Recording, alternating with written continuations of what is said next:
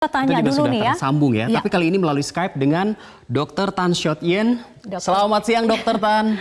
Ya, pakar gizi kita Dr. Tan Shot Yen. Tadi baik, alhamdulillah Dok. Terima kasih. Dok, tadi Anda sudah dengar Pemprov DKI Jakarta ini membagikan daging kurban ini dalam bentuk sudah dimasak.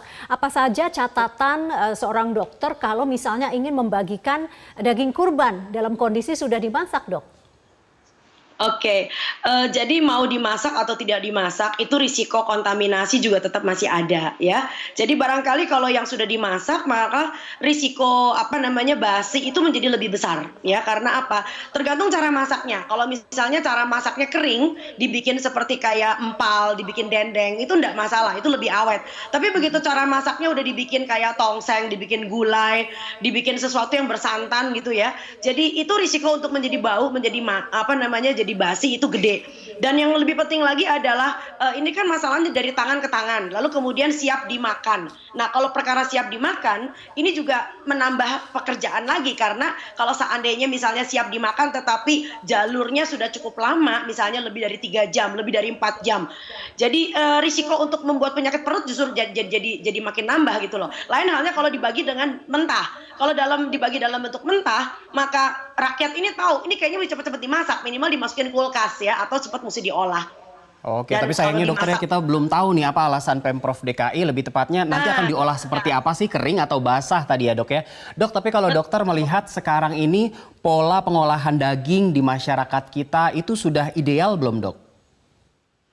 Nah begini, jadi saya udah beberapa kali ditanyain nih setiap kali, dok daging kambing, daging sapi. Prinsipnya begini, kalau kita cuma sekedar makan daging sekali-sekali, ya sudah lah ya. Mau dibikin sate, mau dibikin gulai, mau dibikin tongseng, ya sudah lah ya. Yang menjadi problem adalah kalau kita berturut-turut, karena kebetulan misalnya jatahnya banyak nih ya.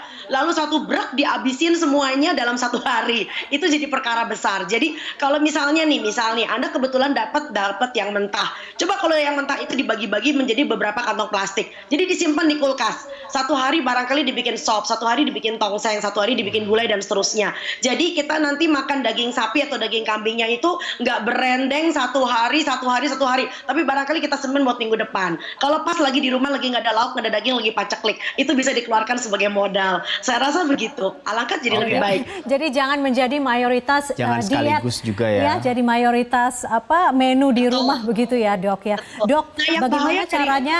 Iya, bagaimana caranya menjaga agar kualitas daging itu tetap prima pada saat kita serah terima daging kurban misalnya? Kalau ditaruh di kulkas dok, maksimal berapa hari sih disimpan gitu ya?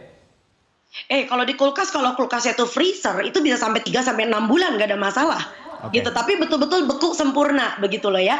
Tapi yang menjadi masalah adalah kalau cuma sekedar chiller. Nah, kalau chiller itu biasanya hanya bertahan sampai dengan 6 jam, 12 jam.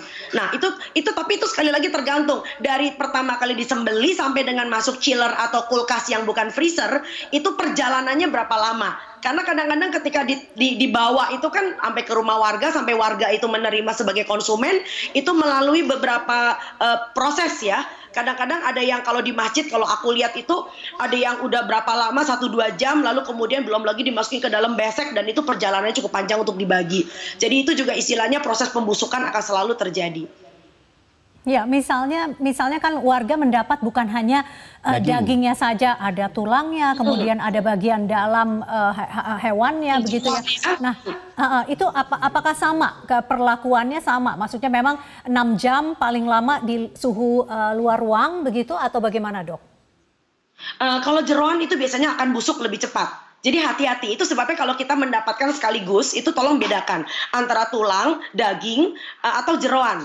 Karena apa? Karena jeroan itu biasanya itu lebih berair dan juga masih ada sisa barangkali agak sedikit bagaimana ya. Jadi dalamnya masih ada sisa makanan, ada pembusukan yang terjadi pada usus dan sebagainya. Jadi kita harus bisa memperhatikan bahwa jeroan itu harus selalu tetap diolah.